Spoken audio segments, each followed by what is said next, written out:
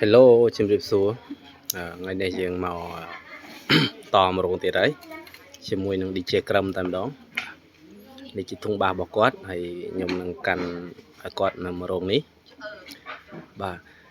ធុងបាសនេះដែរគឺក125 18គ្រាប់ហើយម្ចាស់គាត់ថាគាត់ប្រាប់ខ្ញុំថាអត់លឺទេជួយសម្រួលគាត់ផងខ្ញុំមិនដឹងថាម៉េចទេក125 18គ្រាប់បាទហើយគាត់ថាអត់លឺបាទអញ្ចឹងចាំមើលខ្ញុំដាក់មកប្រាវមកលឺមិនលឺគ្រាន់តែ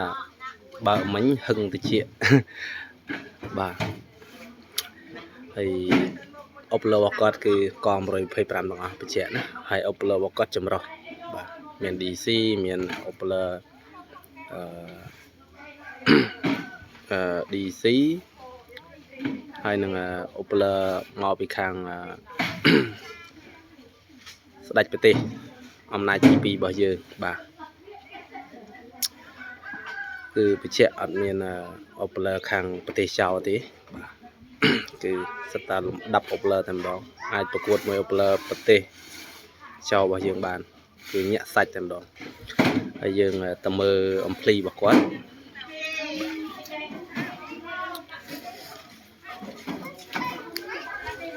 ខាងនេះ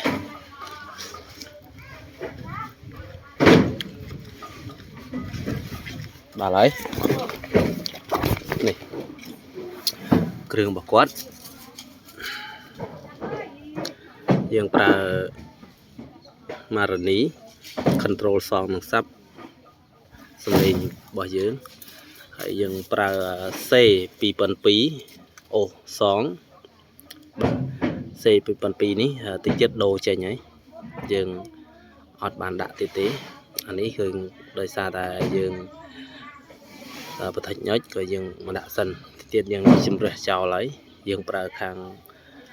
ប្រទេសមហាមិត្តរបស់យើងទាំងអស់បាទប្រើអង្គប្រទេសមហាមិត្តរបស់យើងទាំងអស់ព្រីរបស់យើង5ដើមណាសេម30បូក5ដើមប៉ុន្តែយើងអូស13ដើមទេទុកមួយដើមសគួរបាទម៉ាស៊ីនភ្លើងរបស់យើងគឺបោះមហាមិត្តយើងដែរបោះមហាមិត្តដែរថែបយើងដែរណាបាទ35 HP 35សេសបាទនេះ35សេសយើងមករបស់យើង20គីឡូ3ហ្វាបាទយើងទៅមើលគ្រឿងខាងមុខរបស់យើងបញ្ជាក់ណាបញ្ជាក់កន្លែងនេះម្ដងទៀតគឺដែកត្រាស់របស់យើងនេះអត់តាន់បានរៀបភ្លើងទេយើងមានបកែនមានឡាស៊ែមានអីហើយយើងមានប៊ីនបាទមានភ្លើងរបស់យើងមកសេតបាទគ្រឿងរបស់យើងខាងនេះ